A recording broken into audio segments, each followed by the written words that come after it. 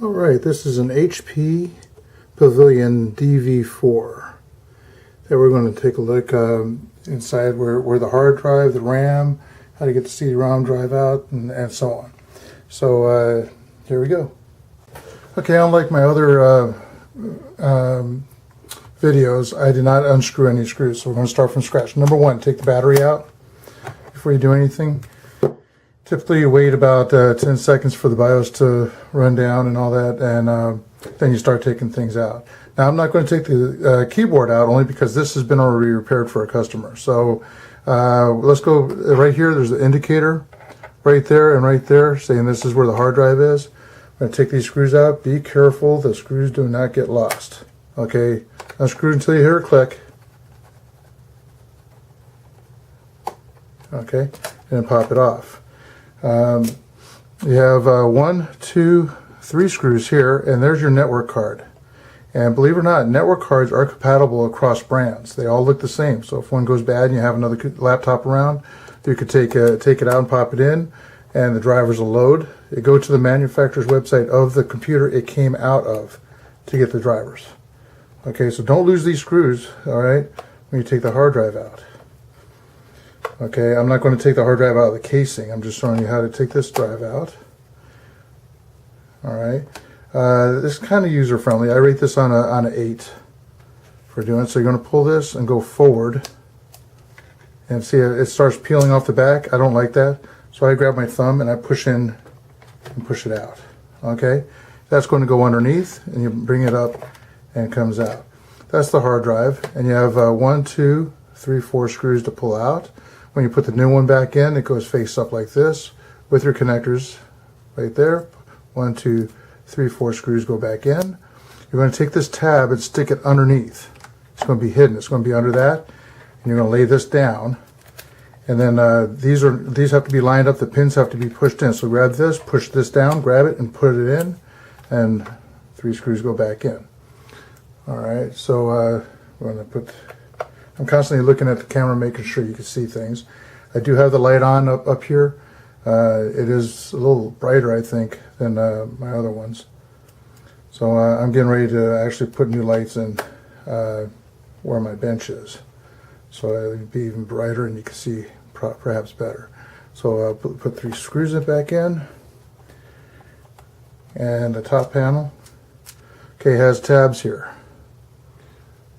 See if we can see it better. There's 2 tabs here. That has to go in first. Okay, and there's clicks going all the way around. So I push up here, push down here, and you'll feel them go in. All right, then you screw these guys down.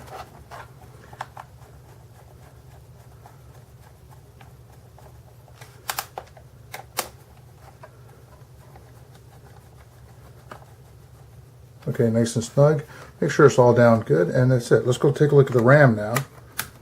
Okay, there's a little picture right here of RAM, of cards. So we're going to pop this open.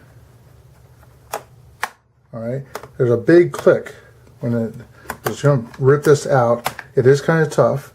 You have 2 RAM chips. Now this is where you got to be careful. You're not going to touch the surface. I'm going to push this tab back, this tab back. We're going to pull 1 chip out. You're going to do the same with the others. You grab it by the corners, wiggle it out until it comes out. All right, hold it by the edges or on top of the chips. Okay, you're not going to hold it on the circuitry. All right, to replace it, you're going to make sure the keyway is lined up. You're going to push it all the way in. If you don't push it in, you're going to get a memory error. And then lock it down. Click, click, and it's locked down.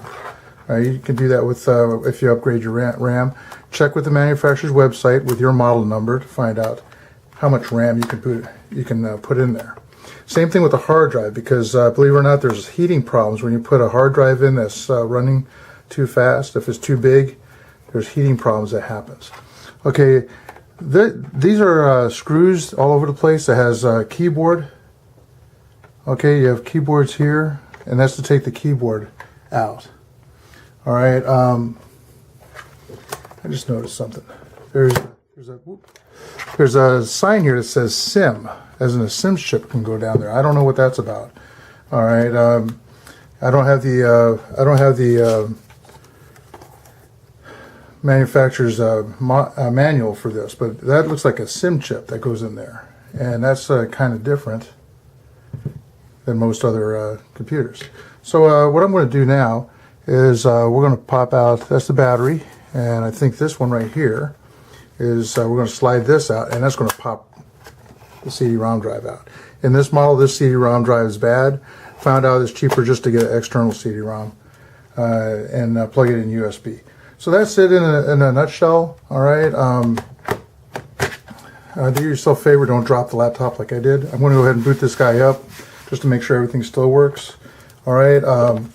It is a pretty good laptop. He was ready to just discard this thing. So, and I said, hey, okay, your power cord's bad. I have a replacement that I'll give you, and then CD's bad. We can use an external CD, and it'll be cheaper. So he elected to go ahead and replace it. So that's it. I'm going to boot this guy up, make sure everything still works. And this is just a little added thing. I got to clean that screen off. Ooh. Maybe do him a little help. It looks like it's booting up just fine. All right, so battery, I check the battery life when I work on it too, so the battery's working good. All right, so I hope you enjoyed the video. Hey, some feedback's good. I'm getting ready to work on another tower here. It's a real small HP tower, so I'll have that on YouTube also. Okay, subscribe if you want. Bye now.